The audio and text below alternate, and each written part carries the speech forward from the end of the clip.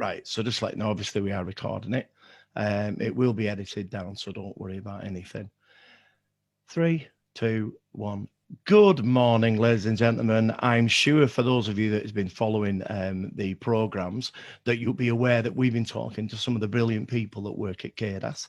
And with me this morning, we have Jen. Good morning, Jen. Good morning. Thank you for having me. Oh, anytime at all. Now, what's your role within CADAS?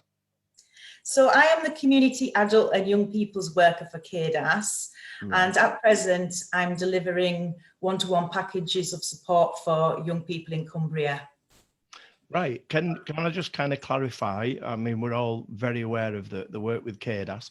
Is this young people and young adults that have an addiction, or are these members of a family? What kind of realms does it cover? For our work here at CADAS, it's for young people who are struggling with their own drug use, right. But also we speak to young people about their concerns with their parents' drug use. Yeah. And, you know, it's all about encompassing that young person and what's happening for them at that given time. Is I mean, it seems to be the norm that we have these set scripts for a lot of things. I don't think your work could work to a set script, could it? Particularly with younger people. No, yes, we do have to. Yes, we do have to work very flexibly with our young people and meeting the needs as best we can, and because there are so many complex needs at this moment in time. Yeah, in Barrow, do you think it's particularly centred around a drug addiction or alcohol addiction for the younger people? Well, we're seeing that a lot of young people are drinking. Yeah. But within my realms of my work, I'm seeing a lot of poly use as well. So different drugs being used at one given time, which it's quite worrying to understand that how drugs affect a young people's body and their emotional well-being as well. Yeah. Do you take referrals from probation, police, schools, and things like that? What would be your main kind of source of referral? We do get a lot of referrals from schools. I know in my work, I talk to a lot of teachers who are concerned about young people coming back into school and how they've been feeling over the lockdown period. Yeah. We do get referrals from GPs, probation, lots of different avenues where people are coming into contact with us and just sounding us out to say what support we can put in place. Yeah, yeah. Is there any kind of an age group that you could categorize as being the ones that's most affected by these things? I would like to put that in what you're saying there as an age group, but for me, my age group comes from 13 to 17. Right. So it's quite the younger ones to the older people. So it's quite broad, really. It seems to be at that stage of life for a young person as to when they're finding their own identity and also finding a little bit more about where they fit within the family. I know that you offer a wonderful, safe place for these people to access. Do you go into the schools, and is it quite a proactive thing through education? Yes, prior to lockdown, I was going into schools, delivering one-to-one packages of support and also awareness sessions within citizenship classes and assemblies.